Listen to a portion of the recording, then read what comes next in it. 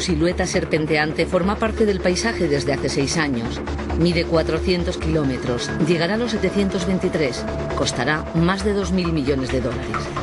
Para Israel es su legítima valla de seguridad, una cerca antiterrorista. Para los palestinos, el reflejo del apartheid y de la segregación racial.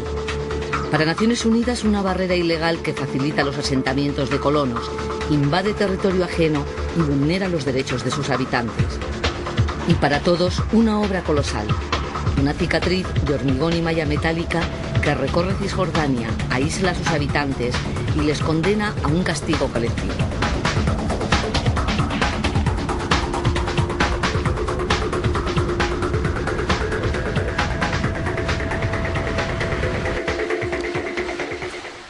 Nevi Abed Al-Fattah vive en Shafat, el único campo de refugiados palestinos dentro de los límites de Jerusalén.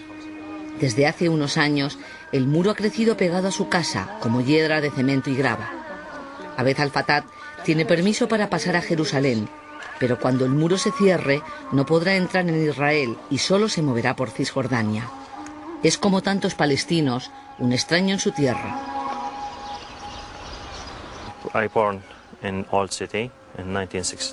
Nací en la parte antigua de Jerusalén en 1962 y viví allí hasta que los israelíes nos obligaron a mudarnos al campo de refugiados de Shafat en 1969.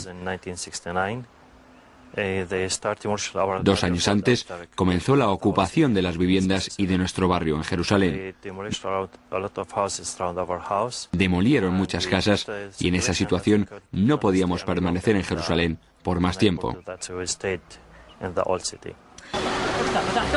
En Cisjordania viven 2,5 millones de palestinos y 500.000 colonos judíos. Desde 1967, cuando finalizó la guerra de los 6 días, se consideraba que la frontera oficiosa con Israel era la llamada línea verde. Y aunque el muro sigue esta raya imaginaria, no se comporta como una frontera. El 86% de su trazado invade suelo cisjordano.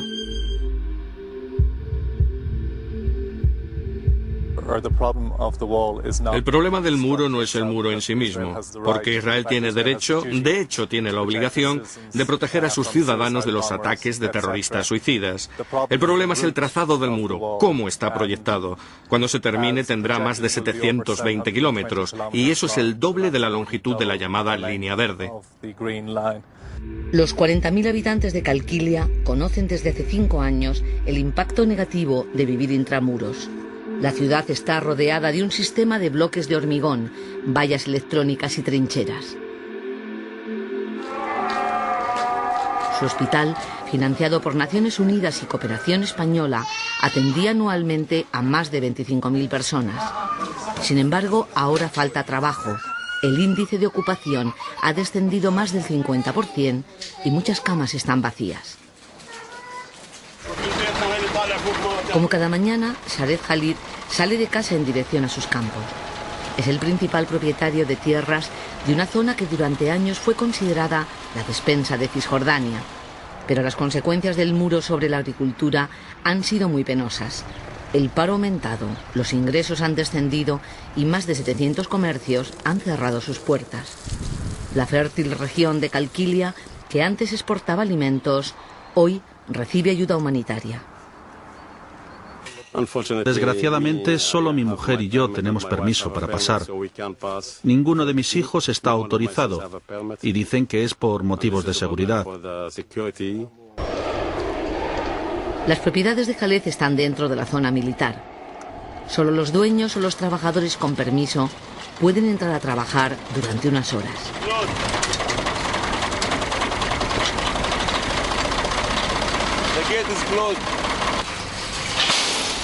Los soldados se encargan de la apertura y cierre de la valla. Algunos pasan, pero no todos. Tienen que cerrar la puerta.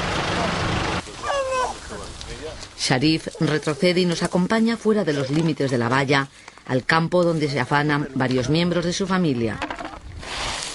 Los olivos apenas pueden soportar el peso de tanta aceituna. Es tiempo de recogida y hay trabajo para todos.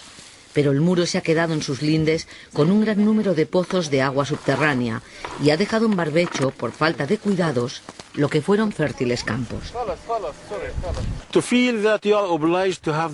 Saber que necesitas un permiso para trabajar es humillante, porque nadie debería necesitarlo para ir a sus tierras. Esperar durante más de una hora para poder pasar mañana y tarde también es humillante. No poder volver cuando quieres a tu ciudad es otra humillación. Me siento humillado todo el tiempo.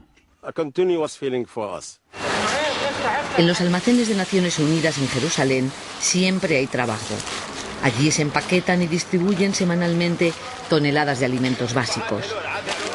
Su destino son las 250.000 familias de refugiados que viven en condiciones de extrema pobreza y cuya subsistencia depende en parte de esta ayuda.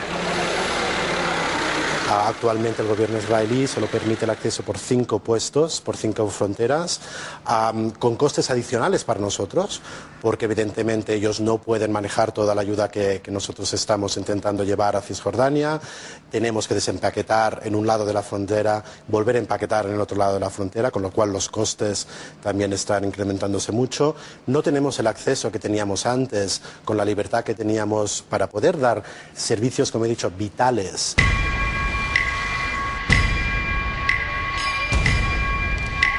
Son las 4 de la tarde y el control de Nablus es un ir y venir de gente. Escolares, universitarios y trabajadores que viven en poblaciones pequeñas y tienen que pasar el checkpoint para volver a casa.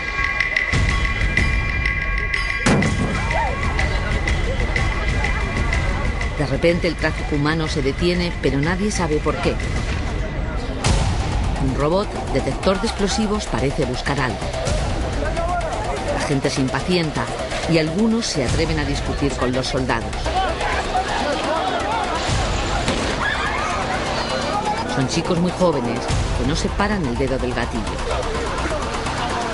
Es muy frecuente que se alteren, empiecen a gritar que no sé qué, que hay bombas, que hay explosiones, que no sé qué, y no les dan explicaciones a nadie. Al final resulta que no hay nada.